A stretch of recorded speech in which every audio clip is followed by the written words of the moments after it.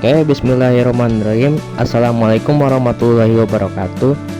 Puji syukur kita panjatkan kehadirat Tuhan Yang Maha Esa, karena atas rahmatnya saya dapat menyelesaikan tugas bahasa Indonesia ini dengan baik.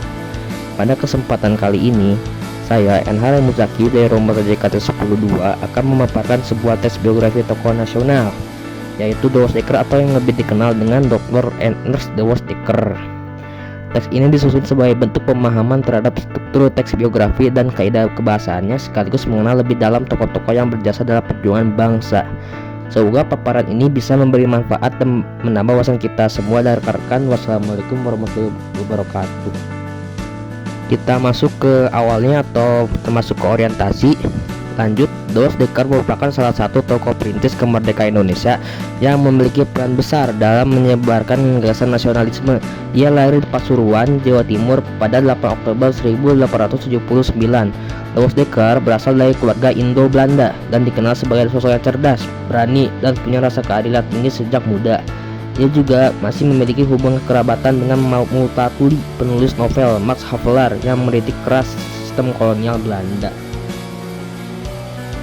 Lanjut ke komplikasi. Pada awal abad ke-20, The Wozzdeker aktif menulis artikel yang mengecam ketidakadilan penjajahan dan memperjuangkan hak-hak bumi putra.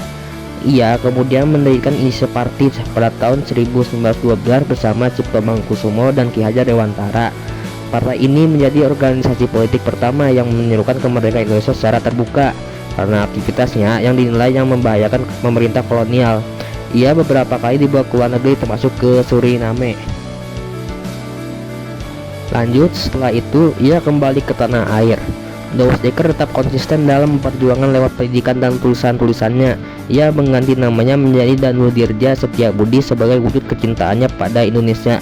Di masa kemerdekaan, ia diberi kehormatan menjadi tokoh nasional. Lalu ia wafat pada 28 Agustus 1950 di Bantung dan dimakamkan di Taman Makam Pahlawan Cikutra. Lalu pada akhirnya The Wozzdeker pun dikenal sebagai tokoh nasionalis sejati yang berani menyuarakan kebenaran dan melawan ketidakadilan.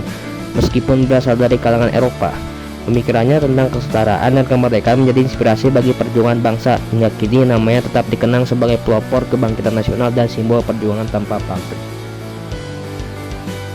Oke, kita sudah sampai di penutup. Sebagai penyusun presentasi ini, saya Enhar Muzaki dari kelas JKT 102 berharap materi mengenai tokoh The Wozzdeker ini dapat memberikan wawasan dan pemahaman yang lebih dalam kepada para pembaca mengenai perjuangan tokoh nasional dalam meraih kemerdekaan Indonesia. Semoga presentasi ini bermanfaat dan dapat menjadi inspirasi dalam meneladani semangat perjuangan beliau. Sekian, terima kasih.